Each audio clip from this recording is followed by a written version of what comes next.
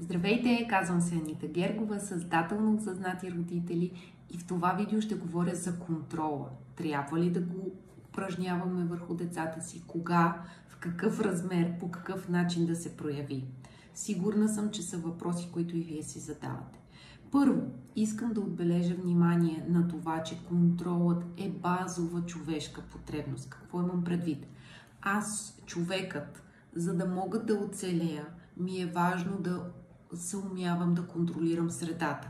Да си набавя храна, да си набавя подслон, вода и така нататък. Тоест, аз мога да контролирам света около мен, така че физически да оцелея. Също мога да влияя, да контролирам близкия кръг хора около мен, защото имам нужда от общност. Контрола може да е свързан чисто с материалния и нематериалния свят около мен. И това е важно за всички нас, защото това ни дава усещане за сигурност. Аз ще оцелея. А това е важно за нашия мозък, защото целта на мозъка е да оцелеем като индивид и така сме се развили и еволюирали във времето.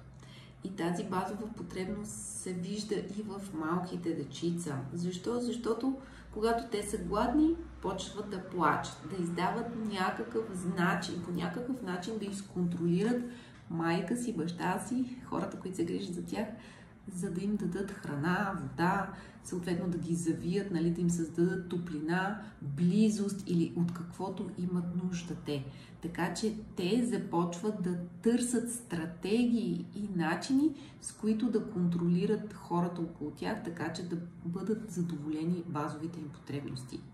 И контролът е наистина една много ключова наша потребност. Тоест, аз да не упражнявам контрол е невъзможно, особено и като родител. Така че моят въпрос към мен самата, който си задавам е: какъв контрол да упражня върху детето си от скалата от 1 до 10? Т.е. колко силен да е този контрол? 5, 8, 3. Тук не мога да ви кажа кой е най-добрия като сила контрол, защото зависи от ситуациите, зависи от вашия темперамент. Но ще обърна внимание на още няколко неща. Контролът е пряко свързан с вашата тревожност. Ако вие сте човек, който по принцип е по-притеснителен, по-тревожен, повече съмнения има, по-неуверен, има нужда от повече време да помисли, да разпита другите, това най-вероятно ще повиши вашата потребност от контрол, който да упражнявате върху детето. Тоест, по-тревожните родители обикновено са по-контролиращи. Ако много бързате, динамична личност, имате 100 000 задачи, които сте поели на главата си, решили сте, че всичко зависи от вас и вие сте тези, които трябва да го свършите, най-вероятно също упражнявате по-висок контрол, по-силен контрол, защото има го този момент от типа на то докато другия го направи, аз ще го направя 5 пъти по-бързо и по-ефективно. Ако сте от типа хора, които сте перфекционисти, искате всичко да стане перфектно и по точно определен начин, защото иначе се дразните, нямате спокойствие или каквато и да е причината, със сигурност упражнявате висок, силен контрол. Ако сте в непозната среда, също вероятно ще упражните по-висок контрол, за да сте сигурни какво ще се случи. Така че контрола много зависи от какъв е нашия минал опит, как ние сме гледани, каква ни е представата за света. Така че това е важно да го имаме в предвид, когато ние сме в ситуация и се включи нашето усещане за контрол. Ще дам пример с контрола, който аз съм преживявала като дете, за да видите как понякога липсата на контрол и пълна свобода всъщност може да влияе негативно върху детето. Аз съм израснала в семейство, в което има изключително много доверие към мен и много бих казала почти нулев контрол по отношение на обучението ми. Защо? Защото аз съм била пълна отличничка, никога не е имало забележки към мен или някой нещо да не будува, винаги така с добро име съм се славила в училище. Послушната, добра, отличничка Анита. Съответно, моите родители не са ходили на родителски срещи, Не са следяли какво се случва в училище, дали имам да уча и дали нямам. Даже не се разписваха и в бележника ми доста често. Аз съм се разписвала вместо тях, просто защото вътре има само шестици. Сега, защо е имало само шестици, това е друга тема за друго видео. Но аз съм изградила един образ на едно ученолюбиво дете в моите родители. Съответно, те имат пълно спокойствие, пълно доверие и техния контрол спада до нула. Почти в тази област. Същото се отнася и за играта навън. Аз съм едно добро дете, играя си навън, прибирам се в точния час, не ходя надалеч, не излизам от рамките на границите, които нашите родители са ми поставили и така нататък. И тук нивото на контрол също е сведено, така бих казала, до 1-2. Мен през деня не ме знаеха какво правя, аз съм си по цял ден сама и така. И какво се случва обаче в моята детска душа? Някъде там, без аз да го осъзнавам, почва да се заражда едно усещане. Аз важна ли съм? Мен забелязват ли ме? Аз всъщност съществувам ли? И моята детска главичка решава една вечер, когато ме вика да се прибера, да не се обадя и да кажа да, тук съм, а да си замълча.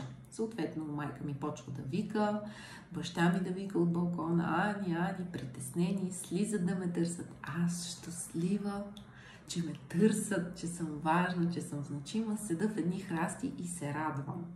Баба ми ме търсеше заедно с тях. Въобще тримата обикалят блока, квартала, супер притеснени, викат, аз се радвам ли радвам? Защо? Защото най-накрая аз съм важната, значимата забелязка.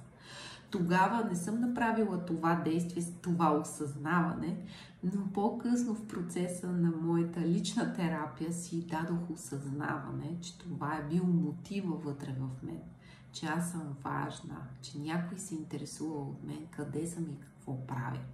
Това е много силен пример, с който исках да ви демонстрирам, че дори нашата липса на контрол или много нисък контрол може да не е подкрепяща за детето. Така че, както силният контрол, също съгласете си, че ги ограбва, така и нулевия контрол може да е негативен. И въпрос е, каква е дозата добър контрол? Ами, това, което аз правя, е да си дам осъзнаване всъщност какво искам да подкрепя в детето ми да се развие в бъдеще. Ще дам пример с контрола ми по отношение на храненето. Защото аз там определено контролирам какво се яде, кога се яде и в какво количество. И каква е моята главна цел? Моята главна цел е детето да се научи коя храна му помага да е здраво и коя храна му вреди. Тоест да изградим едно знание, едно разбиране за храната, едно осъзнаване и съответно да изградим навици да се храни с определена чиста храна и така нататък.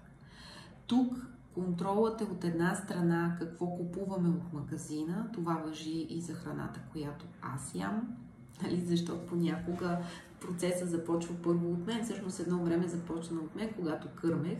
Аз започнах да контролирам какво аз слагам в устата си, защото то отива в кърмата. Така че контрола започна първо върху мен. Аз да започна да дисциплинирам себе си. Полека-лека в семейството всички заедно да се дисциплинираме как?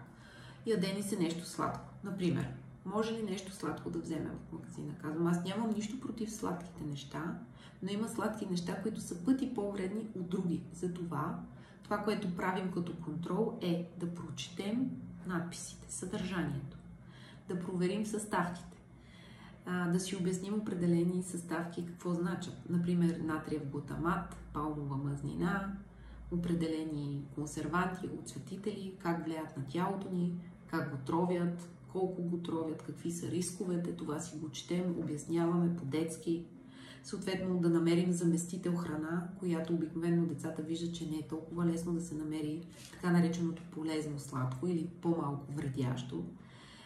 Да ги учат, че чистата храна не е винаги в магазина, който е под ръка пред блока в големия град, а може да се намира на по-далечно място, и се изискват повече усилия, повече време, повече енергия, ресурси да се здобием с чистата храна.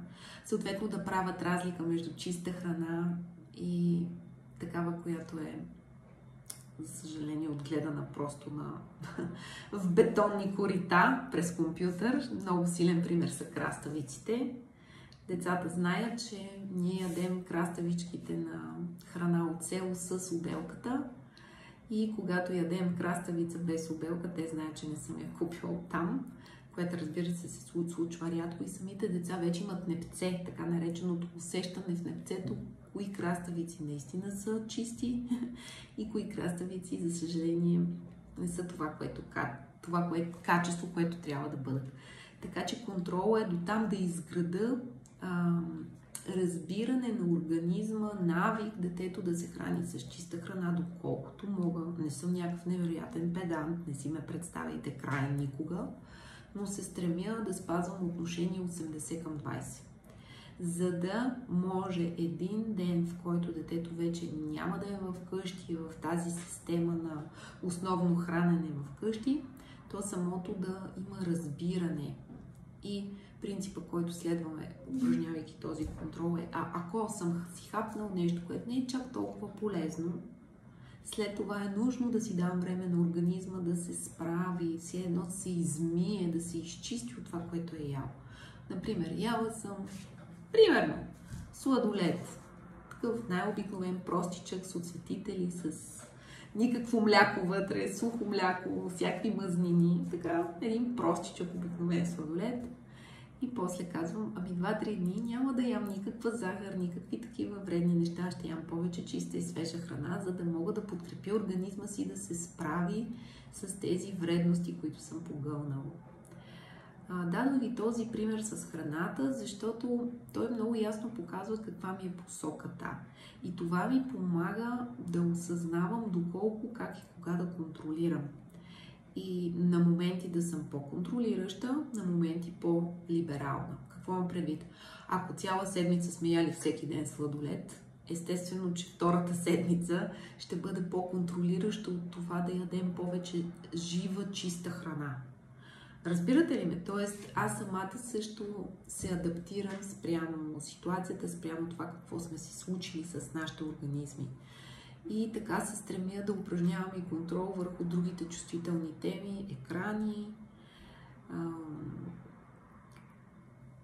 То всъщност при нас са екраните и храната най-вече.